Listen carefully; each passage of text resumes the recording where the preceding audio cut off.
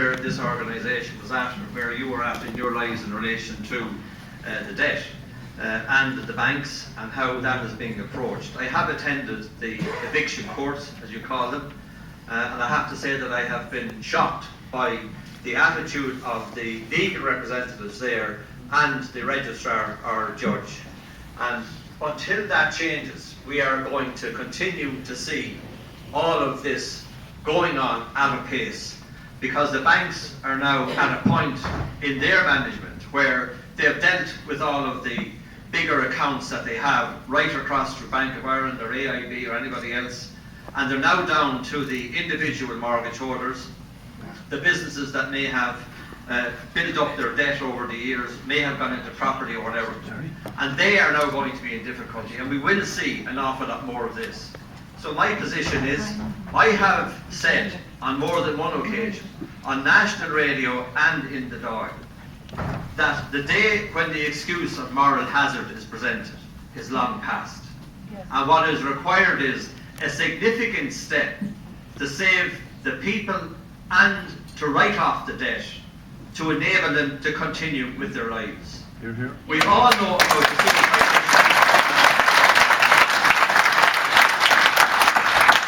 All of us know about the suicides that have taken place. I know that not just through the banks, but through NAMA, that there continues to be an onslaught on family farms, on family businesses, and on individuals who happen to take the wrong advice at the time that all of this money was plentiful from Europe. And part of that wrong advice was given by the very same banks that are now repossessing family homes. I consider the eviction courts to be a complete sham, because on the days that I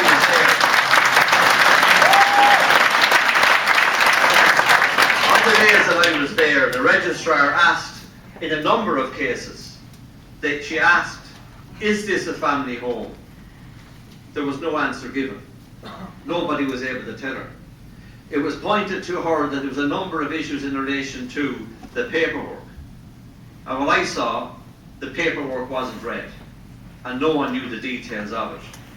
And I have to say that I was surprised and disappointed that that was the case, because the families that were not there actually on the day were not represented at all. Were not represented, because I actually put my hand up and asked that they would raise their voices so that I could hear what was going on. I couldn't hear what she was saying. I couldn't hear what either party was saying in relation to this. All that I did know was that it looked like a perfect little arrangement between all parties on either side, and they were all content with it. And I don't think they were going anywhere from that. So finally, I want to say to you that regardless of what you think of politicians, political parties, or the Dáil, there is no other way to change this other than the Dáil. I have raised it publicly, I have raised it in the Dáil. I have spoken about the debt. I have asked that debt forgiveness be part and parcel of the solution to all of this problem. Because debt forgiveness was also, and debt write-off, was also part and parcel of the settlement with the banks. Now that has to filter its way down to individuals who are suffering today. What about the 9 billion that was given to the banks? Yeah, we understand that we can go back on that. We can go back on that if you wish and have a debate about it.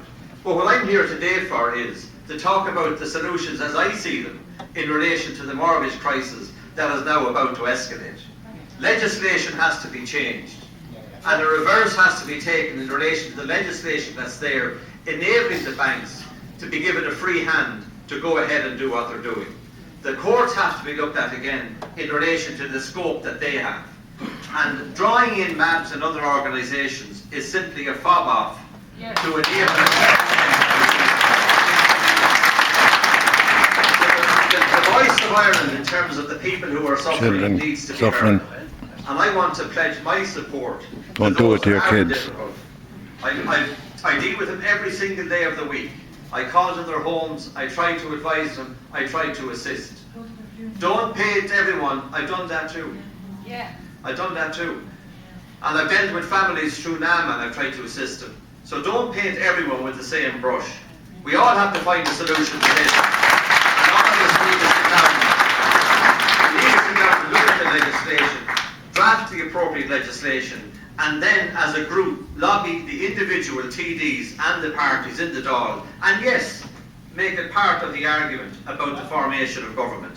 I agree with that. I don't know what the arrangement is, but as far as I'm concerned, over the last 2 meetings, I have mentioned specifically that they need to address this issue and address it in a significant and substantial way to relieve families from the distress that they're now suffering. It's a short life, and I can tell you that it's not being made any easier. It's not. Just 1 second. I disagree with you. I believe that it's a short life. We are all here to lead a reasonable, good quality of life, and that's all I'm asking for the people who represent. You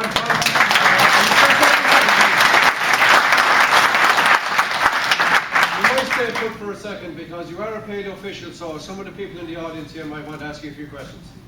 Was that part of the negotiations for government with Fine Gael?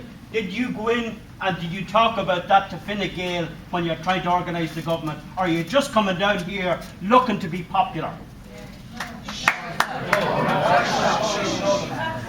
I have spent all my political life being unpopular. And I'm just here to tell you the truth. Because you may condemn Fianna Fáil, Fine Gael, Labour, the Independents, anyone else you want. But they're the very people that pass the legislation in the Dáil, and you need to have that legislation before the House to change the direction of people's lives. For government. I asked you, yes, the answer is yes. I spoke at my parliamentary party to the negotiators to say that that was part and parcel of what we should be talking about. Why was it never talked about? Sorry, when we meet next week, because I don't know what's in that program or that arrangement. It was never talked about on the media. Why was it never talked about? I spoke about it on the media. No, I yes, never heard did. it on RTE once. I can't. I never heard it on RTE once. Any opportunity that I ever got, I raised the issue and dealt with it. And I dealt with it in the context of wanting to have it pursued through whatever arrangement is made for the next term of government. Guys, can we be respectful now, please? No, we're asking questions. No, these guys are paid officials.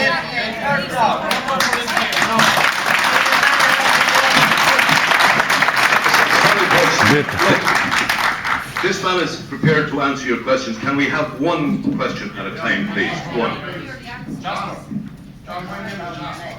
My name is Jasper. I'm married man with 3 children. If I lose me home, the government are going to give me £554 a month towards rent. That's mental stuff. Absolutely mental. I lose my house and I get £550 rent. That's crazy shit. Why don't you pay towards the mortgage? Take over the mortgage. Pay the £550. Have the bank. That's 100,000 homes at £560 a week. Or a week, a month I should say, sorry. How much is that you want to hand out and the taxpayer will end up paying that again? That's crazy. I don't disagree with what you're saying. And when you look at the schemes that are available in terms of, you know, the lender agreeing for you to go to a voluntary housing association. Let me just deal with that for a second. To go to a voluntary housing association, right? That's loaded against the householder because it's a situation that is controlled by those that have the money and pepper and all of these organisations. So they're the issues that have to be addressed. Yeah, but the government are going to pay me £600 a month if I get out of my house. Like, they're not getting my house either way. An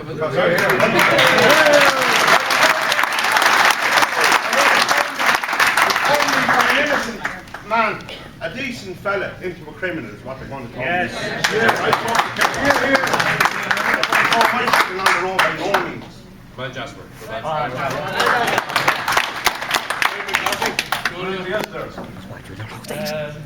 Two things though. One, 51% privately owned. When are you going to address that? That the 51% are taking from the 49% that we, the taxpayers, are liable for. And number two is there's 350,000 empty houses in the country. Would you really not start addressing that issue? And the third part of it is 64 of the last government were involved in property management companies, and 40 plus of them own 6 or more houses. most of them are the problem, not the solution.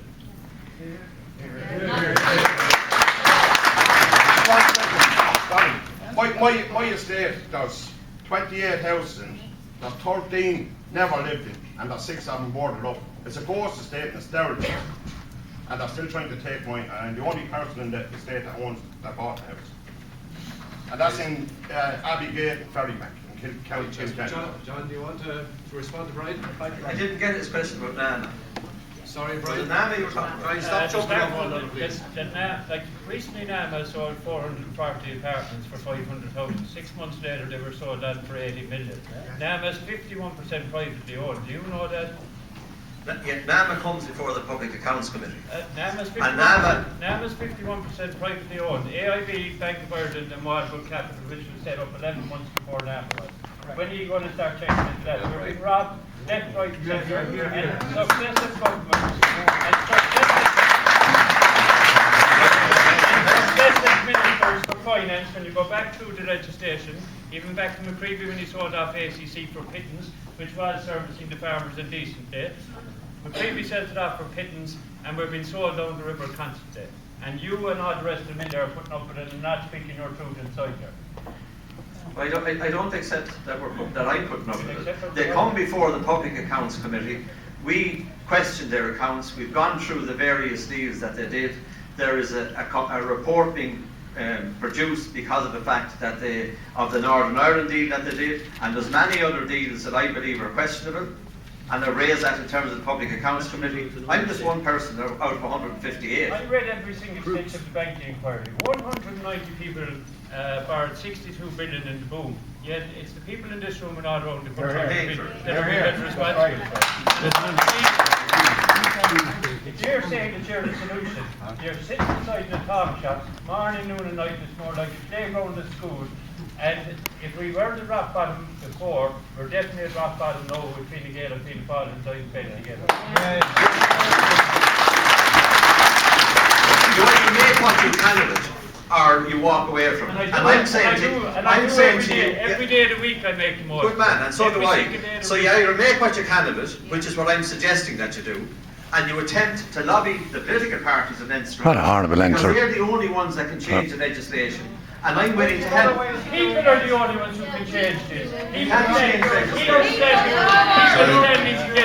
People standing together in their communities saying that this is absolute rubbish. You're protecting the banks the same as the judges and the registers. The banking cartels are the ones that made the statutes and the court rules. And then, as I said, the judges and the registers are protecting them the exact same as you. You can play the game, you can be political actors all you want, but either start speaking up for the truth inside of that headhole that it is inside that God, or step down and leave Or decent continue people on to the do it. house. Okay. Yeah.